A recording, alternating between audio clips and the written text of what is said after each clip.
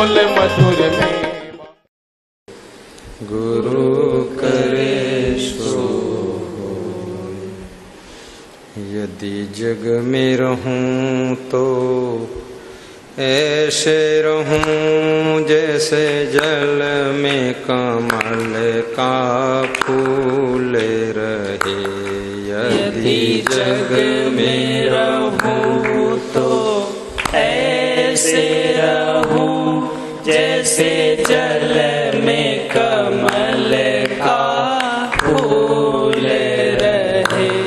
यदि जग में रहूं तो ऐसे रहूं जैसे जल में कमल का फूल रहे। यदि जग में रहूं तो ऐसे रहूं जैसे जल में कमल का फूल रहे। मेरे सब गुण दोष समर्पित हों गुरुदेव तुम्हारे चरणों में। मेरे सब गुण दोष समर्पित हों गुरुदेव तुम्हारे चरणों में। अब सौंप दिया इस जीवन का सभी भार तुम्हारे चरणों में। अब सौंप दिया इस जीवन का सब भार तुम्हारे चरणों में।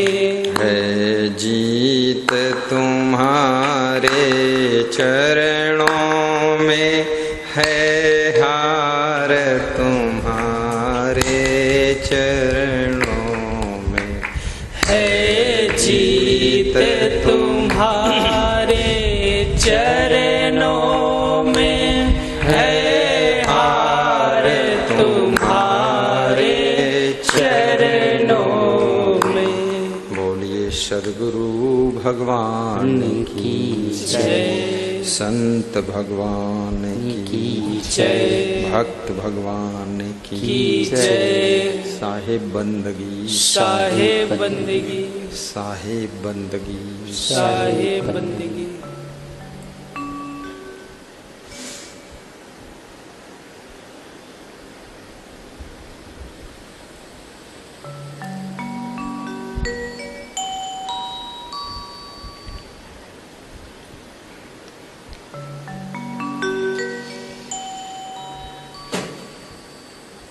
प्रातः स्मरणीय परम वंदनीय पूज्यपाद सद्गुरु श्री क्षमादेव जी के पावन चरणों का आशीष लेकर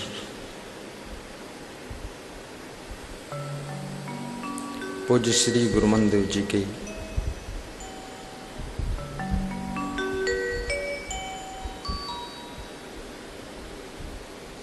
कृपा को स्मरण करके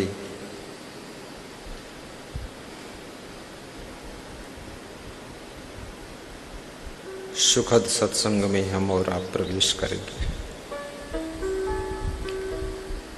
मुद मंगलमय संत समाज, धर्म स्नेही बंधुओं, श्रद्धा मूर्ति माताओं बहनों तथा मेरे प्रिय आत्मन बच्चों, आज बड़ी प्रसन्नता की बात है। आज के आयोजक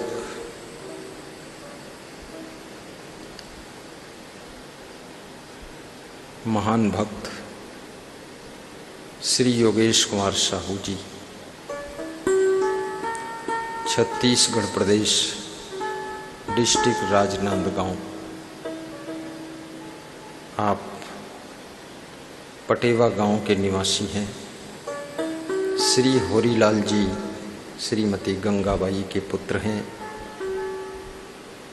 आपकी पत्नी श्रीमती सुमित्रा देवी साहू, आपके पुत्र कुणाल साहू और बेटी रोशनी साहू। आप गुरु के बहुत प्रेमी हैं, बात बहुत कम करते हैं, भाव बहुत ज़्यादा है। एक दो बार बड़ा सत्संग भी करवाया है और 2-3 बार पधरौनी भी कराया है। गांव में आपके पास में छोटा सा होटल है, शुद्ध शाकाहारी सुपाच्य जलपान वहाँ प्राप्त होता है। हमने देखा है, दूर से खाया नहीं है। आपका घर दुर्ग शहर में भी है। आप पुलिस की नौकरी छोड़ना चाहते हैं और मैंने कहा था 2-4 साल और नौकरी कर लो। 2-4 साल और रुके भी हैं। मन उनका है पुलिस की नौकरी छोड़ूं, अपना खुद का बिजनेस करूं, ऐसी उनकी श्रद्धा है। आपके पास में कुछ ट्रक हैं, ट्रांसपोर्ट का छोटा मोटा काम करते हैं, लेकिन शांत बहुत रहते हैं। पुलिस में होकर भी इतना शांत रहना कठिन है। उनकी शांति से उनको गुरु भी मिले हैं, भक्ति और सत्संग भी मिला है। धन्य हो योगेश कुमार साहू जी, आज आपकी ओर से ऑनलाइन सत्संग हो रहा है। आप की ओर से भंडारा भी है। आज के मेहमान भक्त गुजरात से मोहनलाल जी, अहमदाबाद से, महाराष्ट्र से बॉम्बे से श्री आरवी सिंह, श्रीमती आशा सिंह, श्री जयेश सिंह, श्रीमती उषा सिंह और उनके पायलट गाड़ी चालक साहब, उनका नाम पता नहीं है, रघुपति राघव राजा राम, नाम नहीं पता है गंगाराम। उनका नाम लिख करके हमको देंगे रूपेश दास। हाँ, क्या नाम है? महेश प्रसाद यादव, महेंद्र प्रसाद, महेंद्र यादव। हाँ, ये जयेश होशियार है, डायरेक्ट बोल दिया, प्रसाद हटा दिया। प्रसाद इधर रखा है, महेंद्र उधर है।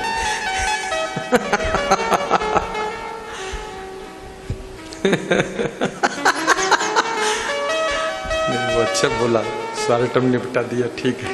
मूल लंबे में अटकत पटकत। हेमपुर से हमारे भक्त जी, सीतापुर जिले से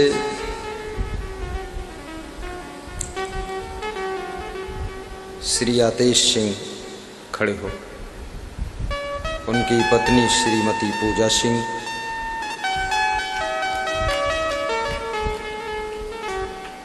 और माता राधा सिंह, भाई अश्विन सिंह, बच्चे सीता, आराध्या, जाह्नवी, कृष्णा, सिद्धार्थ। कहाँ हैं बच्चे? ठीक, ये सीतापुर जिले से हेमपुर गांव से पधारी हुई है।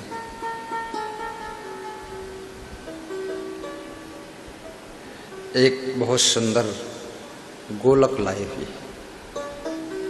नारियल भी बना हुआ है, कमल की पंखुड़ी बनी है और नीचे कलश घड़ा जैसा है। उसमें नित्य गुरु सेवा के लिए दान अर्पित करते हैं।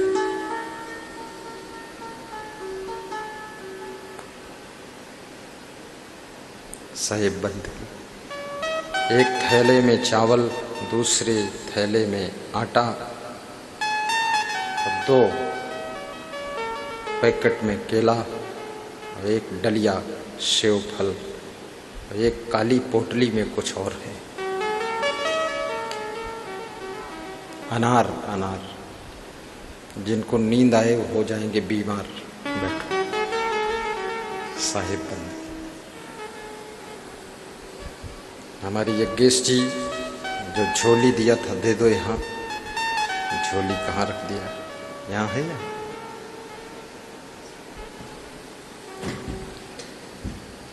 श्री आरवी सिंह जी, उनकी धर्मपत्नी श्रीमती आशा सिंह नित्य इस थैली में गुरु सेवा के लिए दान अर्पित करती हैं। पूरी थैली दिया है, ऐसी थैली है, लंबा उसका फीता है। गुरु जी भी डाल ले तो लिए चला जाए। देख लो, ऐसे बिल्कुल ऐसा है सावन का झूला।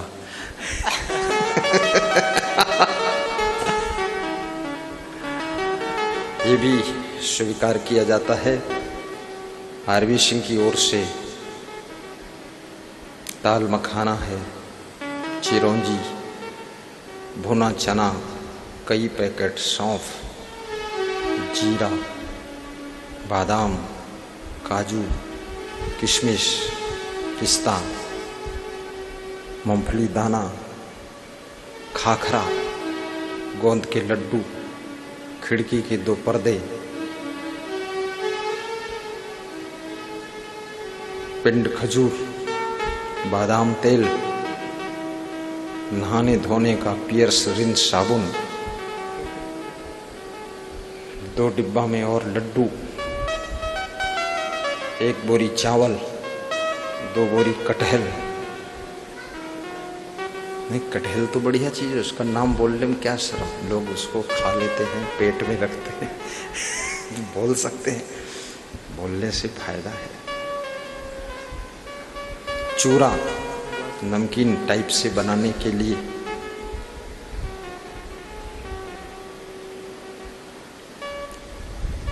कोई मदद करने वाला नहीं है। बर्तन धोने के लिए प्लास्टिक का कुचड़ा।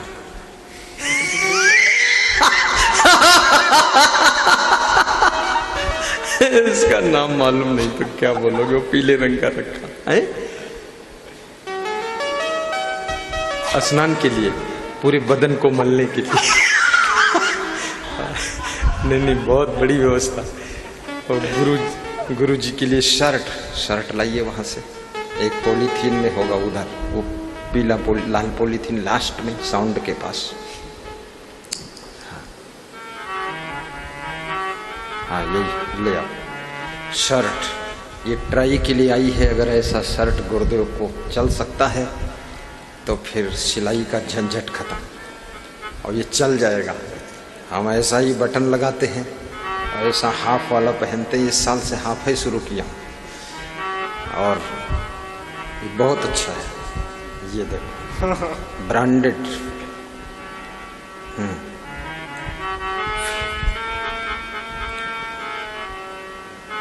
बहुत अच्छा है, पसंद आ गया। उसी में रखो, ताली बजा दो।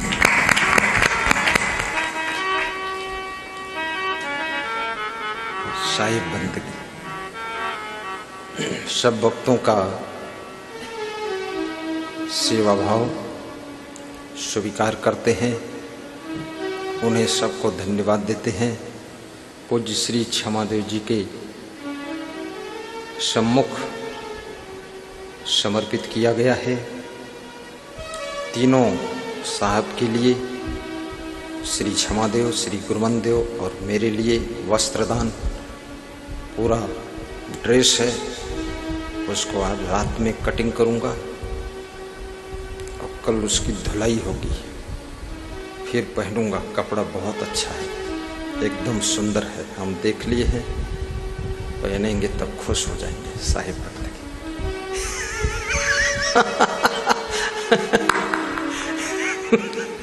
साहिब बंदगी।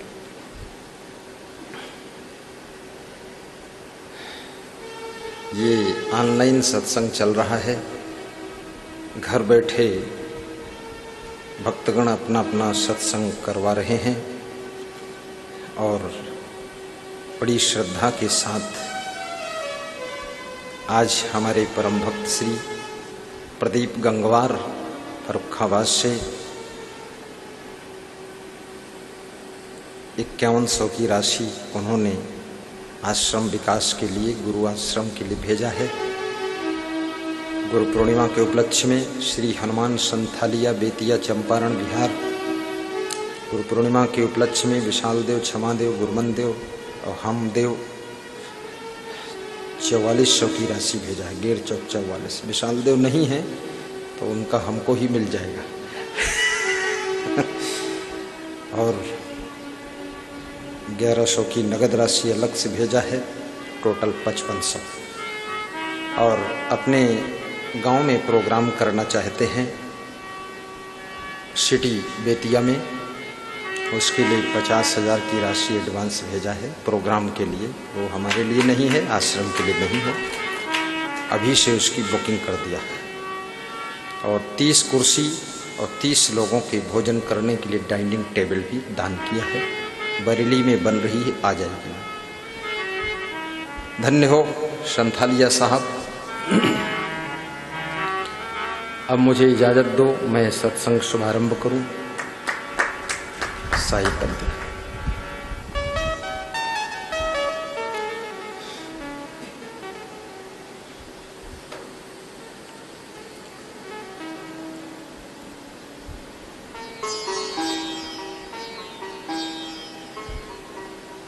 सद्गुरु विशाल देव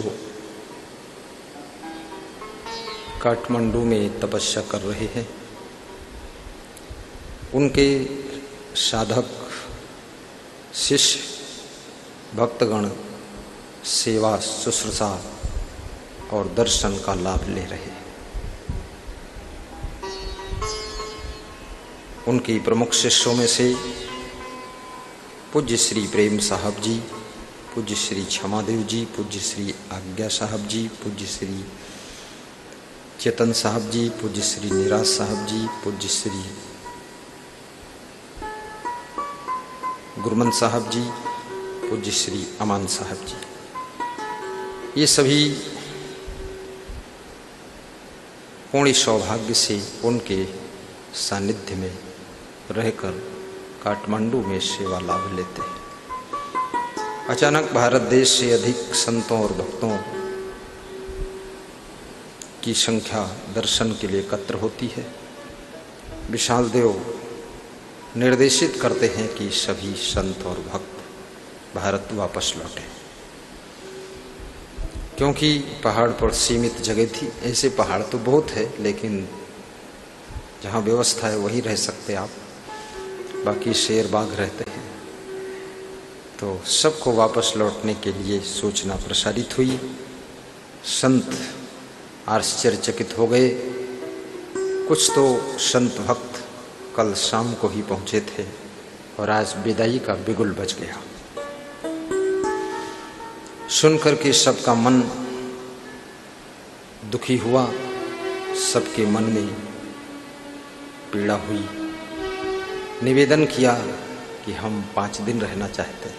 विशाल देव ने कहा 1 घंटे से ज़्यादा कोई नहीं रुकेगा। विशाल देव प्रायः एक डिसीजन लेते थे और उनका डिसीजन बहुत सही भी रहता था। तो शिष्यों ने कहा फिर कृपा करके ये बताएं कि मैं यहाँ से जाऊं तो अपने घर में कैसे रहूं। और संतों ने पूछा कि मैं भक्तों के यहाँ कैसे रहूं। ये कैसे रहने की जो परिभाषा है, ये सबसे कठिन परिभाषा है।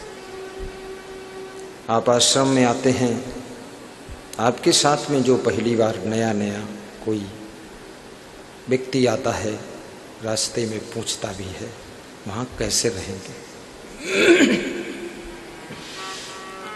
वहाँ की रहनी क्या है, रहन सहन कैसा है। जो 1-2 बार आगमन कर चुका है उसे सब ज्ञान हो जाता है। विशाल देव बता रहे हैं कि घर में रहो या किसी के घर मेहमान रहो, बस एक चीज़ का ध्यान रखना ये 9 नियम बता देता हूँ, ये पालन करोगे तो सभी जगह सुख और सम्मान मिलेगा। पहला नियम, मन सोहरौना नहीं बनाना, सहनशील बन आप रहा। दूसरा नियम, मन संकल्प करे नहीं पूरा, जाने के बंध तजे तहि सूरा। मन में जो भी तमाम प्रकार के विचार उठते हैं उनमें फिल्टर लगाइए, उनको पूरा करने के चक्कर में मत फंसे। आज हमारे पास में मध्य प्रदेश से डिस्ट्रिक्ट घाटा बिल्लौद, तहसील घाटा बिल्लौद से श्री अजब सिंह सिसोदिया राजपूत जी का फोन आया। बोले कल जन्मदिन था, कल बहुत ट्राई किया, फोन उठा ही नहीं। हमने कहा जन्म हो गया, अब दूसरे दिन बात करेंगे। तो हंसने लगे, बोले बेटे से भी बात कर लो। तो बेटे से भी बात किया, बोले बेटे का विवाह भी हो गया।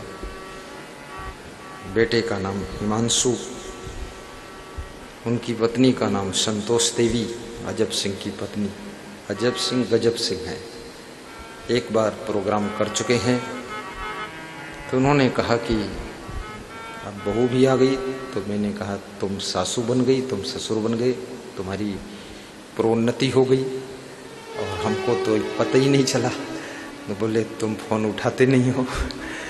तो हमने कहा अब उठाया करेंगे। तो मैंने उनके बेटे को समझाया कि आपकी धर्मपत्नी आई है, अब तुमको माँ और पत्नी, पिता और ससुर दोनों के बीच में अपने जीवन की गाड़ी को चलाना है। तो आपको 50-50% ध्यान रखना है, बैलेंस बनाए रहना है। पूरा पत्नी की तरफ लुढ़क नहीं जाना है और पूरा माँ के पक्षपात में भी नहीं पड़ना है। और माँ कुछ कहेगी अपने मन की भड़ास, पूरा सब पत्नी को मत बताना, और पत्नी कुछ बोलेगी वो सब डायरेक्ट माँ को मत बताना। बीच में फिल्टर लगा लेना, छान लेना, कुछ बातें कट कर देना, कुछ सेट कर देना, कुछ फिट कर देना, ताकि उलझन किसी के मन में ना हो। और इस तरह से दोनों को निभाना है तुम्हें, एक पक्ष में नहीं जाना है। तो उनका बच्चा सुशिक्षित है, बोला ठीक कर दो, ऐसा ही करेंगे। वो भी हंसने लगा। वास्तव में घर में जितने सदस्य होते हैं सबका बैलेंस बनाना बहुत बड़ी चीज़ है। सबको लगे कि हमारा भी ख्याल करते हैं, सबको लगना चाहिए कि हम भी हैं, इसी लिस्ट में आउट नहीं हुए हैं। और तो सबसे पहले मन को मजबूत करना चाहिए। और मन में जो विचार आते हैं फिल्टर लगाइए, उसके बाद आगे उन विचारों को उचित है तो बढ़ाइए, अन्यथा उनको शमन कर दीजिए। मन सोहरौना नहीं बनावे, सहनशील बनी आप रहावे। मन सोहरौना नहीं बनावे। सहनशीलता को आध्यात्मिक भाषा में तप कहा गया है। तपस्या के लिए कोई स्थान सुनिश्चित नहीं होता है। तुम जहाँ रहते हो वहाँ तुम्हारे कर्तव्यों को बाधित करने के लिए जो समस्याएं आती हैं, उन समस्याओं का सॉल्यूशन निकालने के लिए जो तुमको संघर्ष करना पड़ता है, सहना पड़ता है, उसे अध्यात्म तप कहता है। भक्ति के लिए, भक्ति के मार्ग में जो कष्ट आते हैं, उन कष्टों को सहना तप कहा गया है। प्रहलाद, मीरा, शिबरी, ध्रुव आदि जितने भी महान भक्त हुए हैं, भक्ति के पथ में भी कष्ट आते थे। उन कष्टों को साहस, धैर्य से पार करते हुए सहनशीलता बनाकर अपने भक्ति के लक्ष्य को प्राप्त किया। दुनिया की कोई ऐसी चीज नहीं है जिसमें कुछ संघर्ष ना हो, कुछ कष्ट ना हो। आप अच्छे कार्य करो उसमें भी कुछ संघर्ष आता है, आप गलत कार्य करो उसमें ज्यादा ही संघर्ष आता है। और संघर्ष को जब तुम संघर्ष समझते हो तो तुम्हारा मन व्यथित होता है, और संघर्ष को जब तुम अपने जीवन का एक आवश्यक अंग समझ लेते हो तो तुम्हारे लिए वो सहज रास्ता हो जाता है। विद्यार्थी जीवन में भी संघर्ष है। ज्यादातर लोग संघर्ष करने से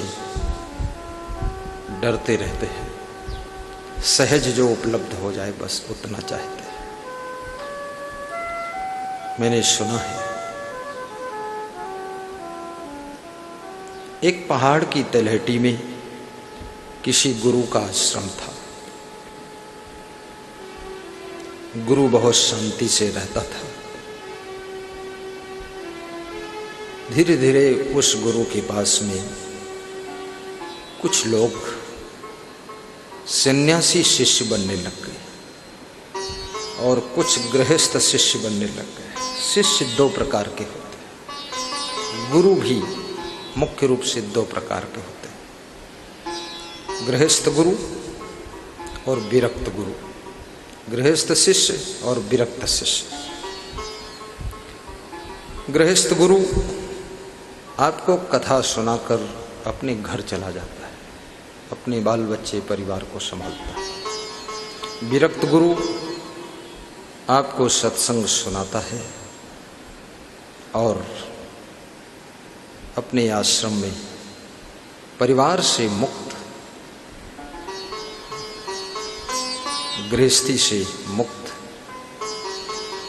तपस्वी जीवन जीता है, ब्रह्मचर्य का पालन करता है। गृहस्थ शिष्य गुरु का प्रवचन सुनकर 2-5 दिन उनकी सेवा करके फिर अपने घर चला जाता है।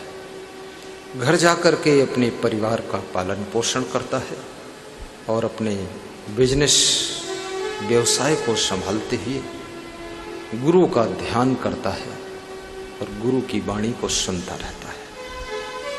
लेकिन जो विरक्त शिष्य होता है वो प्रायः गुरु के साथ में रहता है और वो भी गुरु जैसा ही साधना करता है, वैसे ही विरक्ति धारण करने के लिए प्रयास करता है और गुरु जैसे ब्रह्मचर्य के पथ पर चलने के लिए वो भी संकल्प लेकर कोशिश करता है। और वो शिष्य भी अपने घर के माया मोह को छोड़कर गुरु के पास रहता है। गुरु कुछ दिन उसका प्रशिक्षण करता है, उसका ट्रेनिंग चालू कर देता है। कुछ दिनों तक वो गुरु के पास में ट्रेनिंग लेता है और ट्रेनिंग में ही वो निर्णय लेता है कि हम विरक्ति के मार्ग पर चल सकते हैं या नहीं।